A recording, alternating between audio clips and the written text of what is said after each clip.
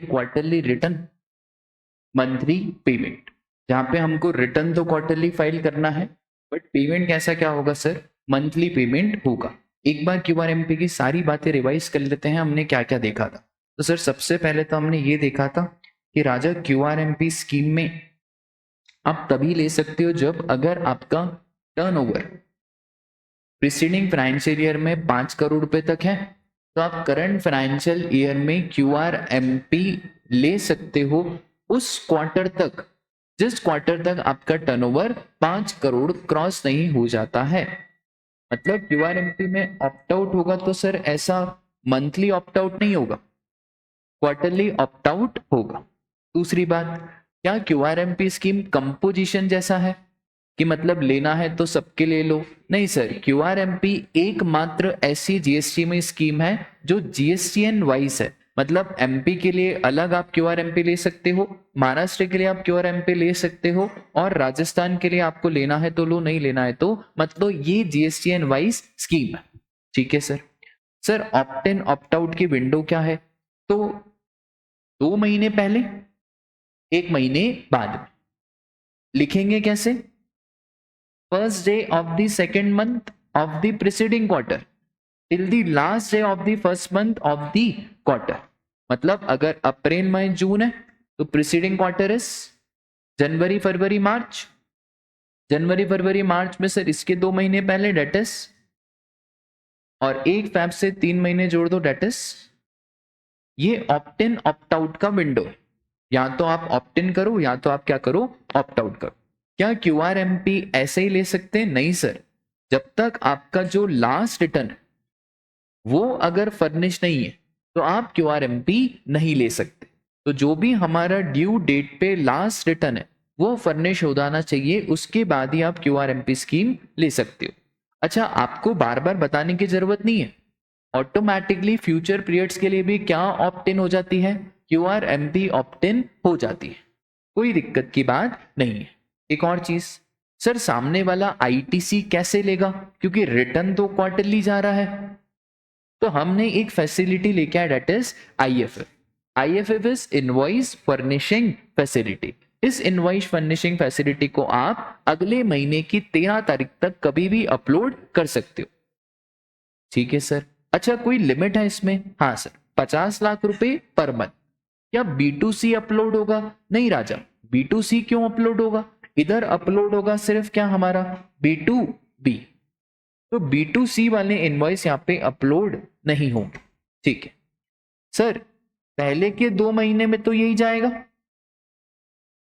But तीसरे महीने में ये हम आईएफएफ फैसिलिटी यूज करेंगे कि भाई रिटर्न ही जाने वाला है? अरे सर, तीसरे महीने में तो जीएसटीआर 1 का रिटर्न ही जाने वाला है, तो आपको आईएफएफ फैसिलिटी यूज करने की जरूरत नहीं है।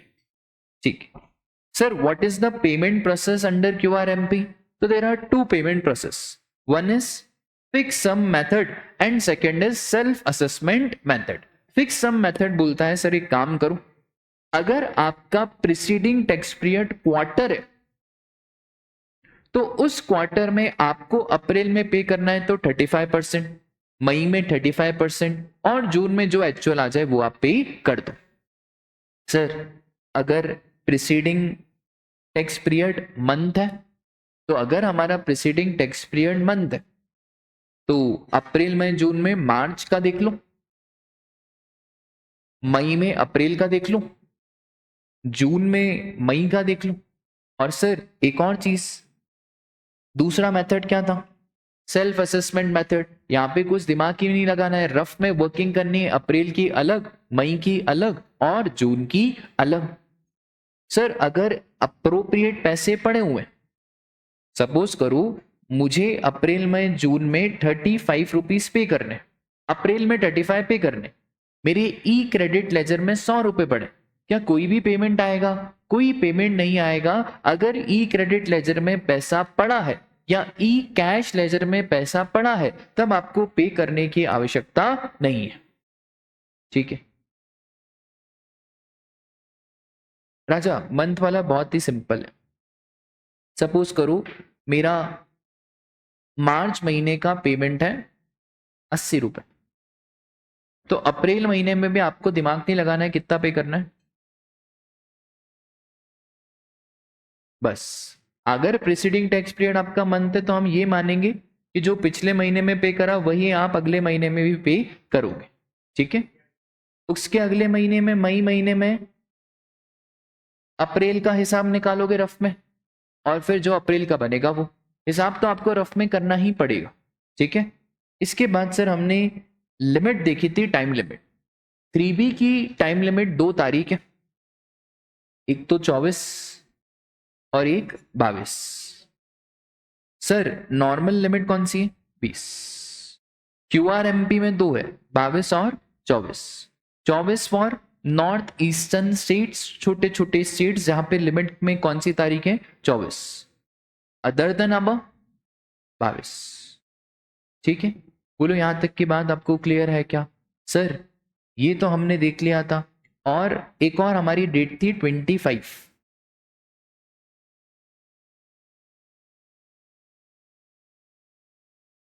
अच्छा सर पेमेंट का फॉर्म कौन सा है? पेमेंट का फॉर्म है PMT 06, ठीक है। ये तो रिटर्न की तारीख है, ये किसकी तारीख है भाई? रिटर्न की। पेमेंट का कौन सा फॉर्म है? PMT 06, ठीक है। इतनी सर तारीख के ध्यान रखने, कोई ध्यान रखने की जरूरत नहीं है, बस ये वाला चार्ट ध्यान रखना, क्योंकि कभी कभार MCQ का क्वेश्चन रेयरली पूछा जा सकता है। आपको कोई भी स्टेट का नाम दे देगा और आपको बोल देगा कि बताओ इसमें QRMP की तारीख कौन सी, तो बच्चे वहां पे गड़बड़ कर देंगे, वो आपको 4 तारीख दे देगा, 20, 22, 24, 25। रिटर्न की तारीख पूछे तो 24, पेमेंट की तारीख पूछे तो हमारी 25, ठीक है। तो ये आपको बस स्टेट के नाम आपको ध्यान रखने हैं, ठीक है। सर एक बात बताओ, इसमें जाना पड़ेगा QRMP में या ऑटोमेटिकली माइग्रेशन होगा? तो यार जब नई स्कीम आई ना, तब वो ऑटोमेटिक माइग्रेशन करते। अब जैसे न्यू रिजिम आई है इनकम टैक्स में, आपको कुछ नहीं करना है, पुराने टैक्स पेयर ऑटोमेटिकली किस में चले गए? New regime. अब धीरे धीरे ये लोग क्या करेंगे ना, न्यू रिजिम को ही बाय डिफॉल्ट बेसिक रिजिम बना देंगे। अभी 3-4 साल बाद देखना ऐसा ही होगा कि new regime will be by default basic. Sir अभी क्यों नहीं कर देते? अभी SSC नाराज हो जाएगा, अभी नहीं कर सकते। धीरे धीरे धीरे धीरे क्या करेंगे, ओल्ड रिजिम को 3rd क्लास बना देंगे, तो कोई ओल्ड रिजिम लेगा ही नहीं। ICI क्या करता है, जब उनको न्यू लाना रहता है ना, ओल्ड के पेपर इतने टफ बनाओ कि बच्चा पास ही नहीं कर पाए, तो ओल्ड वाला बच्चा क्या करेगा? न्यू में आ जाएगा। तो इनकम टैक्स भी क्या करेगा कि धीरे धीरे न्यू रिजिम को इतना अच्छा बनाओ और ओल्ड को इतना टफ बनाओ कि लोग ओल्ड से क्या करें। तो भाई GST में भी शुरू शुरू में क्या हुआ ना, सबको माइग्रेट कर दिया किसमें? QRM। मतलब अगर आपका टर्नओवर प्रीसीडिंग फाइनेंशियल ईयर में 5 करोड़ तक है, तो आपको ऑटोमेटिकली माइग्रेट कर देंगे कहां पे? QRM। अब आपके पास ऑप्शन है, क्या ऑप्शन है? आपको ऑप्ट इन बने रहना है तो कुछ मत करो, पर अगर आपको ऑप्ट आउट करना है तो करो ना यार, वो जो टाइम लिमिट हमने आपको बताई थी, 2 महीने पहले और 1 महीने बाद, ठीक है। तो देखो यार ध्यान से, फॉर दी फर्स्ट क्वार्टर, कौन सा सर?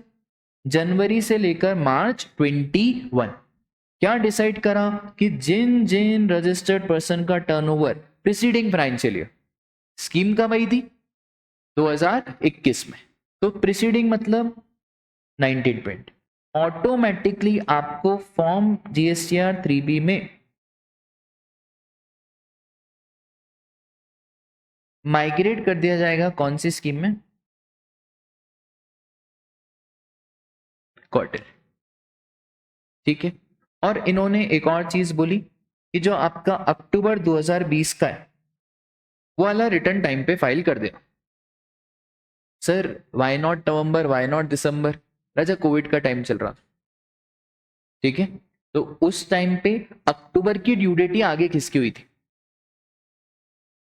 तो हमने क्या पढ़ा कि वो सारे रिटर्न जो ड्यू हैं वो क्या हो जाने चाहिए? फर्निश हो जाने चाहिए। तो भाई ये वाला रिटर्न ही ड्यू था, इसकी ड्यू डेट क्या हो गई थी? आगे चली गई थी।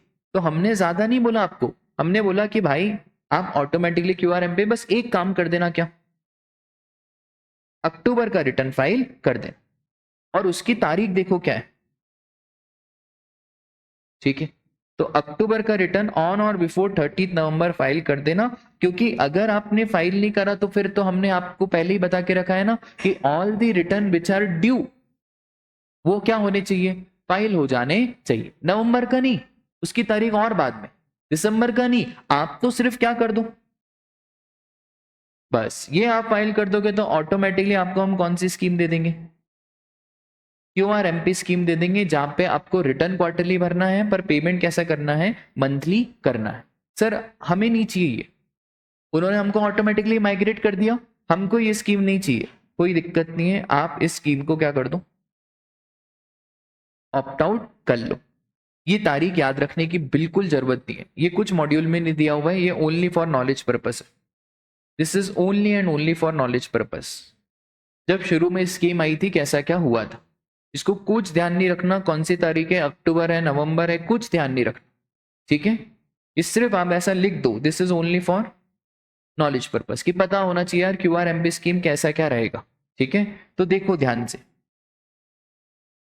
जिसका aggregate turnover up to 1.5 CR है और जिन्होंने GSTR 1 कैसा फाइल करा है, तो ऑटोमेटिकली आप कौन सी स्कीम में आ गए, QRM। जिसका टर्नओवर 1.5 करोड़ से ज्यादा है पर जिन्होंने GSTR 1 किस में फाइल करा था, मंथली, तो भाई आपको मंथली रिटर्न ही फाइल करो, सरकार तो चाहती है मंथली रिटर्न हो, मंथली पेमेंट हो, बट अगर आपका टर्नओवर 1.5 करोड़ से ज्यादा है और कितने तक है सर, 5 करोड़ तक, ऑटोमेटिकली अगर किस में माइग्रेट कर देंगे, QRMP में माइग्रेट कर देंगे। देखो बेसिकली क्या है ना, हम आपका चेक करेंगे कि पुराना GSTR 1 कैसा गया, अगर पुराना GSTR 1 कैसा गया, क्वार्टरली, किस में आ जाओगे, क्वार्टरली। पुराना GSTR 1 कैसा गया है, मंथली, वापस से किस में आ जाओगे, मंथली। पर फॉर द टाइमिंग सब लोगों को हम किस में शिफ्ट कर देंगे, क्वार्टरली रिटर्न, फिर आप चाहो तो इससे ऑप्ट आउट करके वापस से किस में आ जाओ, मंथली में आ जाओ, ठीक है। अच्छा सर एक बात बताओ, क्या GSTN वाई स्कीम है, हाँ दिस इज वेरी इंपॉर्टेंट, कि सम GSTN can opt for QRMP and remaining GSTN may not opt for the scheme. Composition में ऐसा नहीं होता है, कंपोजिशन में लेना है तो सबके लिए क्या लेना पड़ेगा, कंपोजिशन लेना पड़ेगा, या सबके लिए क्या लेना पड़ेगा, नॉर्मल लेना पड़ेगा, ठीक है। पूरा पॉइंट नॉलेज पर्पस, पूरा ये automatic migration, this is only for what, knowledge purpose, ठीक है। इसका कोई एग्जाम में थोड़ा सा भी रिलेवेंस नहीं है, ठीक है। ये बातें हमने ऑलरेडी देख ली थी।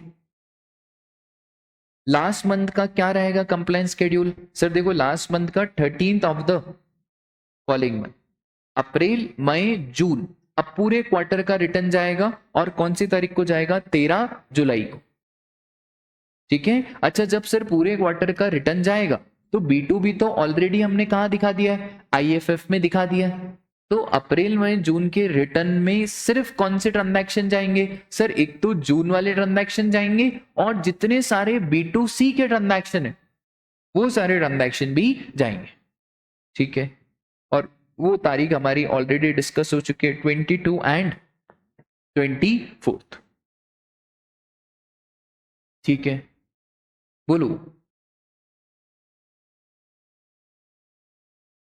ये तारीख में कंफ्यूज मत होना, मैं आपको एक लिखवा देता हूं, तारीखों का खेल,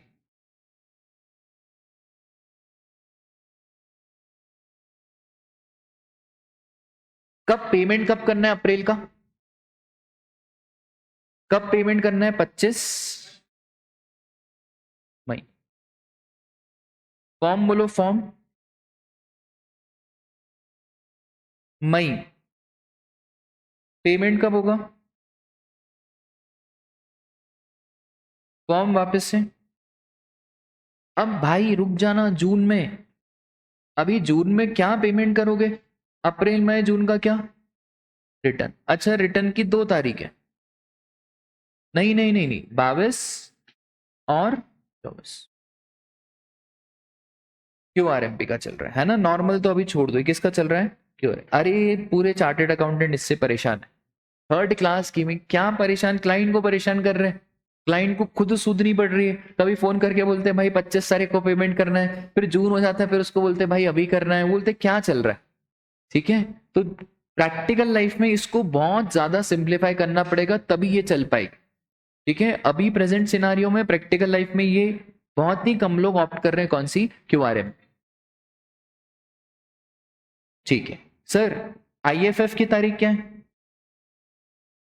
13 मत बोलो, ऐसा बोलो 1 तारीख से लेकर 13, 13 इज द लास्ट डेट।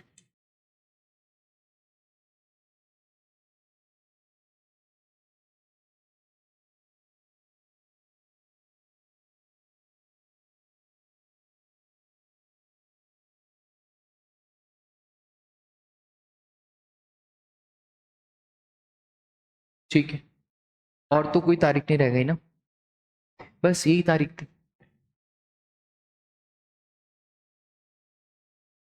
ठीक है, अब सर, अच्छा लिख रहे हो?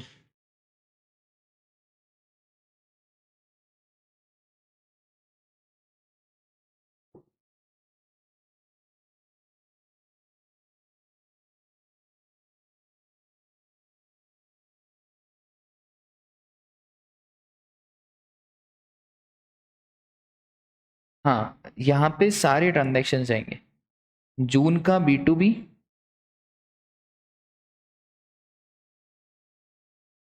एंड अप्रैल में जून का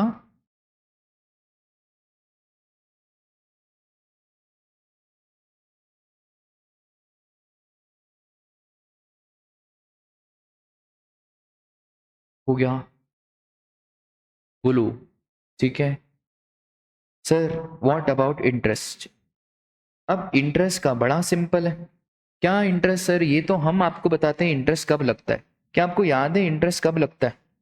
सर देखो, अगर हमने रिटर्न लेट फाइल करा तो क्या लगेगा? इंटरेस्ट लगेगा। बड़ी सिंपल सी बात है। अच्छा, 20 तारीख से मत लगाना। राजा मुझे अब एक बात बताओ, मैं फिक्स सम मेथड पे था और अप्रैल मई जून का रिटर्न मैंने सपोज करो मैं एमपी में रहने वाला हूं, पर हमने 20 अगस्त को फाइल करा। आपको नॉर्मली पे करना था 200 रुपए, पर आपने पे करा है 180 रुपए। ये पे करना था और ये पेड है। पहले तो बताओ इंटरेस्ट किस पे लगाओगे? सर 20 रुपए पे इंटरेस्ट लगाएंगे। क्या रेट से लगाओगे? सर इंटरेस्ट का रेट जीएसटी में बाय डिफॉल्ट फिक्स है, डेट इज व्हाट, 18%। ठीक है, तो सर हम देखो 20 रुपए पे लगाएंगे कितने परसेंट से। अब यहाँ पे बच्चे गड़बड़ करेंगे, इतना टफ इंस्टीट्यूट ने पूछा नहीं। पहले तो ये दिमाग लगाओ कि एमपी में तारीख कौन सी बैठती, 24। 20 से मत गिन लेना, क्योंकि हम क्यों आर एमपी की बात कर रहे हैं। नॉर्मल होता तो किससे गिनते तुम? 20 से। तो क्यू आर एमपी में तारीख कौन सी भाई? 24। मतलब अप्रैल में जून तो तारीख हो जाएगी 24। अब गिनोगे क्या? 24 जुलाई से 20 अगस्त। अब गिनो और बताओ कितने क्या दिन आ रहे? कितने?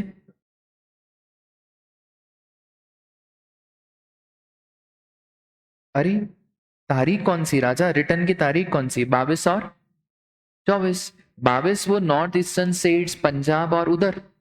एमपी में तो अपनी 24 ही लगती है। एमपी था क्या वहां पे? कहाँ है एमपी बताओ? नहीं है एमपी। जे एंड के, लद्दाख, एचपी, पंजाब, नहीं है एमपी। ठीक है, एमपी, महाराष्ट्र, सब जगह अरे sorry sorry sorry sorry sorry sorry sorry sorry sorry, 24 कौन बोल रहा था? 22 22 22 22। मेरे को लगा एमपी वालों के लिए। हाँ ठीक है, गिनो गिनो।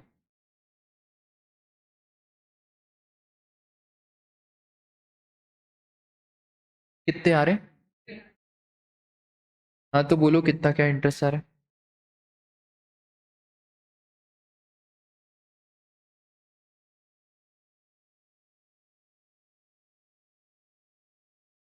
ठीक है, बोलो बात क्लियर है क्या? बस इतनी सी तो बात है। तो इंटरेस्ट सब कब इंटरेस्ट लगेगा देखो, एक हमने पढ़ा if GSTR 3B of the quarter is filed by due date.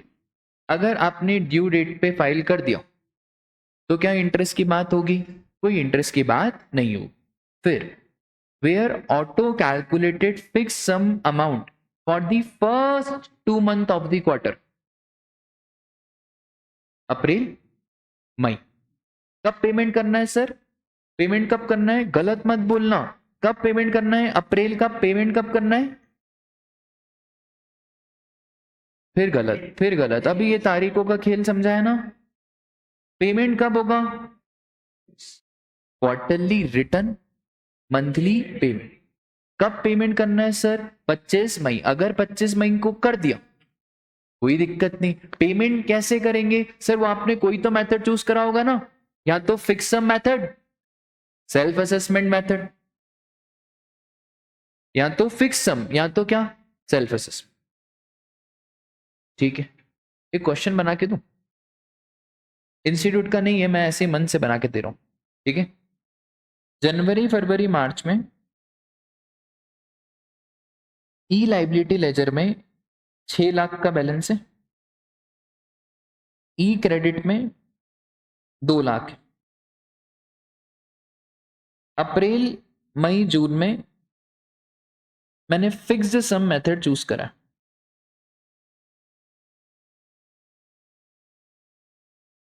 ठीक है, इस फिक्स सम मेथड में अप्रैल में मैंने 1 लाख का पेमेंट कर दिया। सर कौन सी तारीख को करा? तो ये मैंने करा 28 मई को। और मई में मैंने 2 लाख का पेमेंट कर दिया, ये तो मैंने 3 जून को करा। नहीं, ये मैंने करा 28 जून को। जून का मेरा एक्चुअल पेमेंट बनता था सब काट पीट करने के बाद 50,000, और ये मैंने पे करा 31 अगस्त को। Calculate what? इंटरेस्ट। ठीक है, इतना टफ क्वेश्चन पूरा इंडिया गलत कर देगा, इंस्टीट्यूट तो शायद ही इतना टफ कभी पूछे। आपको इंटरेस्ट निकालना है, इससे टफ कभी जिंदगी में नहीं बना पाएंगे। थोड़ा सा दिमाग लगाना। ये पेड अमाउंट है ना, ये पेड अमाउंट है।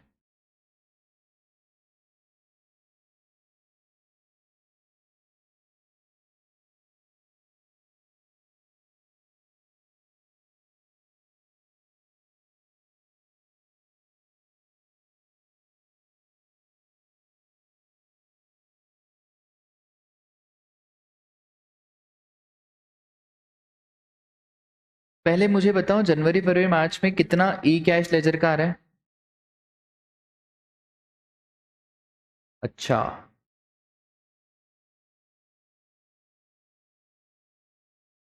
सर फिक्स सम मेथड में 4 लाख का। सर वो आपने बताया नहीं बेटा, टफ क्वेश्चन बताता कौन है? ये किसने, सबने गलती करी ना भाई। पहले कितना पे करना था अप्रैल में? Sir amount to be paid 35% of. हाँ जी, 35% ऑफ। मेरे को बनाने दो यार, इंस्टीट्यूट को बोलूंगा मेरे को बनाने दो पेपर। हाँ, 4 लाख का कितना है? 35%। कितना क्या आएगा? 1,40,000। भाई 1,40,000 में से मैंने कितना पे कर दिया? 1 लाख। एक तो कर दिया ना भाई।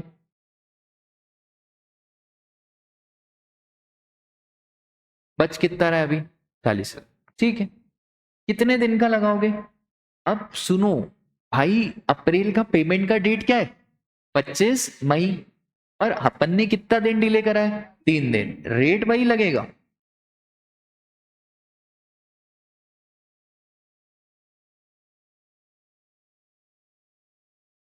कितना आ रहा है? ठीक है, ये सिर्फ हम नॉलेज पर्पस के लिए कर रहे हैं, एग्जाम में कभी नहीं आएगा, कभी भी नहीं। ठीक है, नेवर। क्या? हाँ, सिर्फ अनपेड अमाउंट पे, ठीक है। उसके बाद सर मई का बताओ, amount to be paid in, वापस से 35% ऑफ, 1 लाख। ओ भाई, हमने तो मई में कितना पेमेंट करा हुआ है? 2 लाख। तो क्या कोई इंटरेस्ट की बात होगी? नो इंटरेस्ट, ठीक है। एक्सेस सर जरूरी नहीं है पे कराओ, हो सकता है ये पैसा पड़ा हो ई कैश लेजर में, ये पैसा ई कैश लेजर में क्या हो, पड़ा हो। भाई क्यूआरएमपी का कुछ तो फायदा दूं, पैसा पड़ा है ना, या ई कैश में पड़ा हो या कहां पड़ा हो, ई क्रेडिट। क्या तब इंटरेस्ट की बात होगी? कोई इंटरेस्ट की बात नहीं, पैसा पड़ा है, हम खा थोड़ी रहे पैसे को। और लास्ट चेक कौन सा राजा? अब भाई जून में तो क्या ही जाएगा, हमारा रिटर्न जाएगा। और अप्रैल मई के जून के रिटर्न की बात मुझे बताओ, एक्चुअल पेमेंट कितना कर रहे हैं हम? 50,000। राजा रिटर्न कब तक चले जाना चाहिए? सर आपने वो तो बताया ही नहीं। स्टेट एज्यूमिंग अदर केसेस, कुछ नहीं बोला तो हम अदर केसेस ही मानेंगे। तो 22, सॉरी अप्रैल में जून है ना, तो कब पे कर रहे हो?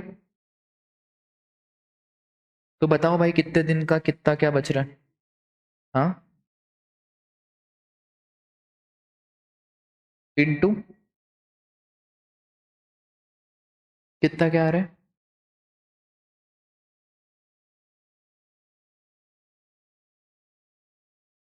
9। ठीक है, बोलो इंटरेस्ट की बात क्लियर है क्या?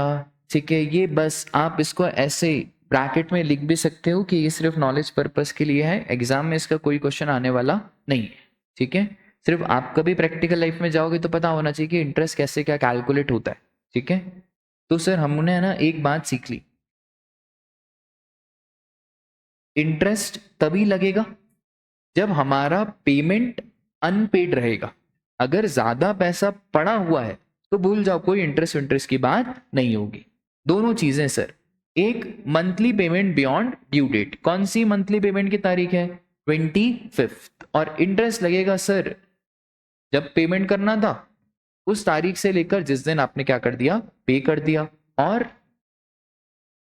Form GSTR 3B is beyond due date, तो इंटरेस्ट लगेगा एज पर सेक्शन 50। सेक्शन 50 में सर इंटरेस्ट का रेट कितना है हमारा? 18%। और जितना आपको पे करना है नेट के बाद, नेट ऑफ आईटीसी जितना हमें पे करना है, बस उसके ऊपर क्या लग जाएगा, इंटरेस्ट लग जाएगा, ठीक है। तो जो हमने क्वेश्चन करा उसमें हमने यही सारी बातें ध्यान में रखी थी। दूसरा मेथड मतलब सेल्फ असेसमेंट टैक्स पेयर, ठीक है, अगला मुद्दा वही है। अब देखो सेल्फ असेसमेंट टैक्स पेयर में क्या होगा, सेल्फ असेसमेंट में तो आपको कुछ करना ही नहीं है, उसमें क्या मुझे पुराना क्वार्टर वार्टर देखना है? नहीं, ये तो और सिंपल, अप्रैल में जून, आप खुद ही अपनी लाइबिलिटी अप्रैल में क्या करो, सेल्फ असेस, रिटर्न नहीं भरना, खुद निकाल लो कागज में, रिटर्न आपको भरना ही नहीं। रिटर्न कब भरोगे? बाद। सपोज करो आपने सेल्फ असेस लाइबिलिटी करी कितनी, 100 रुपये। भाई अगर आपके ई कैश लेजर में पैसे पड़े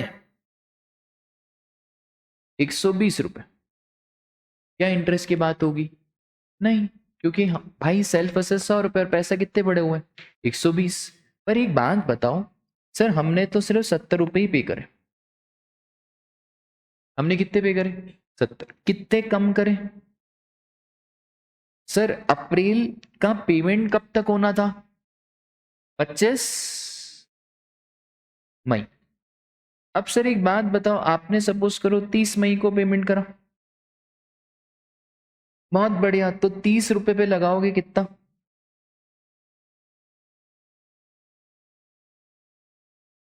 ठीक है, ऐसा सेम मुद्दा किसके लिए होगा?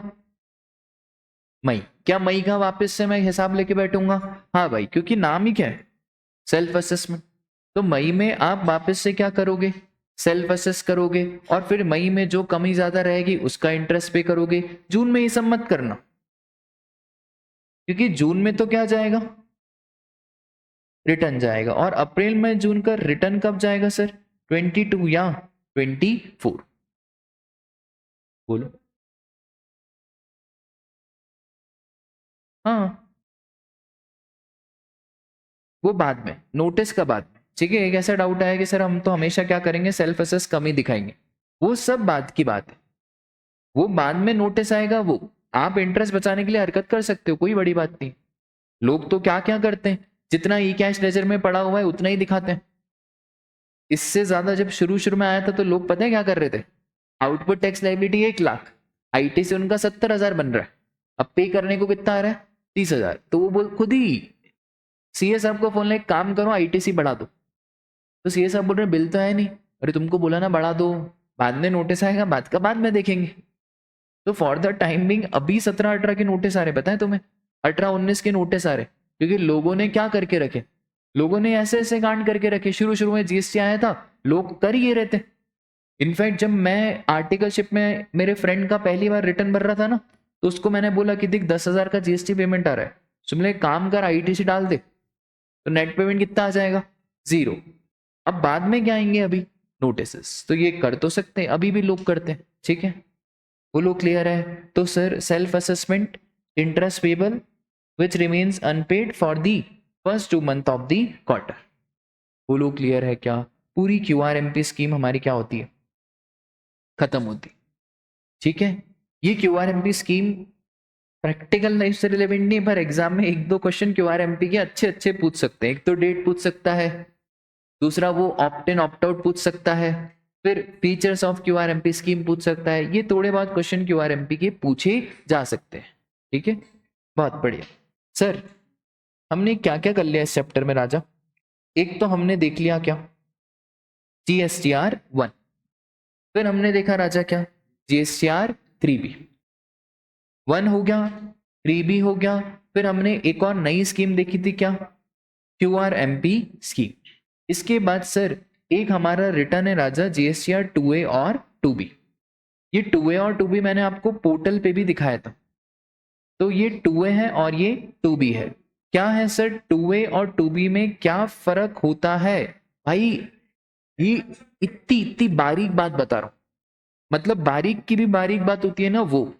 2A is updated on real time basis and 2B is monthly, और this is always what, cumulative, और ये बार बार अपडेट होगा। मैंने आज कोई ट्रांजैक्शन डाला, कहां पे अपडेट हो जाएगा, 2A में अपडेट हो जाएगा। 2B is only what, monthly, और 2B सिर्फ एक बार ही दिखता है, available once a month. But क्या 2A का ऐसा है, नहीं सर, 2A में तो आपको शुरू से लेकर जितनी भी आईटीसी है वो सारी आईटीसी आपको दिखेगी। कौन सा डायनेमिक स्टेटमेंट और कौन सा static, sir GSTR 2A is dynamic. Dynamic मतलब बार बार चेंज, और GSTR 2B is what, static, ठीक है। कहां पे सर हमारी ऑटो जनरेटेड डिटेल आएगी आईटीसी की, GSTR 2B में। एक और चीज सर, 2B में जो आईटीसी दिखेगा आपको वही आईटीसी लेना है। और 2B में आईटीसी आएगा कैसे, जब सामने वाला सप्लायर GSTR 1 फाइल करेगा, तब हमको 2B में क्या दिखेगा, आईटीसी दिखेगा। क्या सर सामने वाला सप्लायर GSTR 1 फाइल करेगा, या अगर क्यूआरएमपी ली होगी तो किस में अपलोड करेगा, IFF में अपलोड करेगा। और IFF में कितना अपलोड कर सकता है, 50 लाख रुपए पर मंथ। जैसे ही वो अपलोड करेगा मुझे यहाँ पे GSTR 2B में दिखेगा। अगर सामने वाले ने सपोज करो 100 ट्रांजेक्शन में से 50 ट्रांजेक्शन अपलोड करे, तो सर आपको कितने ट्रांजेक्शन का आईटीसी मिलेगा, 50। फिर सपोज करो अगले महीने उसने 20 और कर दिए, तो उस 20 का ले लेना।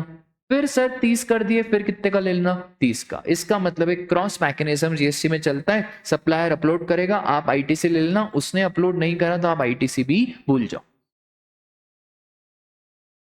बहुत बढ़िया, फिर भाई रिटर्न में अपलोड करो, और क्या। फिर रिटर्न में अपलोड करो। ये बहुत अच्छा क्वेश्चन पूछा कि सर एक बात बताओ, आईएफएफ में 50 लाख से ज्यादा के ट्रांजैक्शन है, आप कितने डाल सकते हो उसमें? 50 लाख। फिर जब हम अप्रैल मई और जून का रिटर्न जाएगा ना, तो जून के रिटर्न में हमें वो इनवॉइस भी अपलोड करने पड़ेंगे जो वहां पे अपलोड नहीं हुए थे। हाँ बोलो। लेट मिलेगी आईटी, इसका कुछ भी नहीं कर सकते।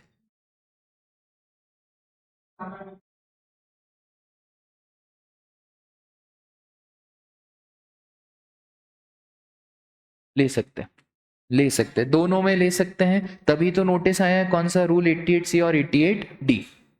ठीक है, 88C और 88D क्यों आए?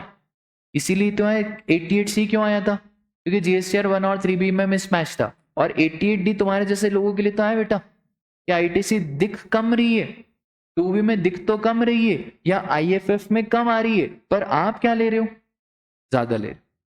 ठीक है, तो कुछ भी नहीं, नोटिस आएगा। कौन सा नोटिस आएगा? सबसे पहले आपको रूल 88D का। कितने दिन में जवाब देना रहता है? 7 दिन। या तो पे कर दो डिफरेंस, या तो आप जवाब दे दो, रिप्लाई दे दो। ठीक है,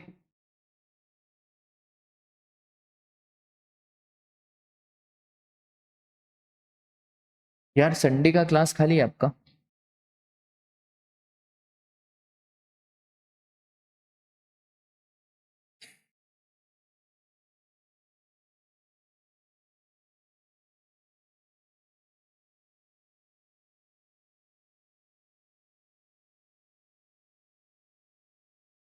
आप कब आओगे वहां से? 1 जुलाई को? क्यों?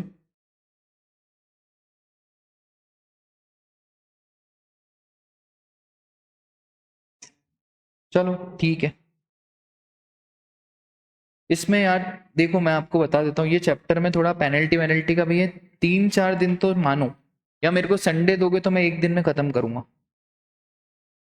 अगर संडे दिया तो मैं 1 दिन में खत्म करूंगा रिटर्न वाला चैप्टर, वरना इसमें बहुत सारे रिटर्न, अभी हमारे मेन रिटर्न तो मैंने सब कंप्लीट कर दिए। 1 हो गया, 3B हो गया, अब छोटे छोटे रिटर्न है एनआरटीपी के, सीटीपी के, और इसमें पेनल्टी भी है। एमसीक्यू लेवल में पेनल्टी आपको याद करनी पड़ेगी। ठीक है, 3 दिन मान लो ये वाले चैप्टर में, और इंट्रोडक्शन में 2 दिन। करते हैं इसको। चलो आज के लिए बस इतना ही, मिलते हैं कल।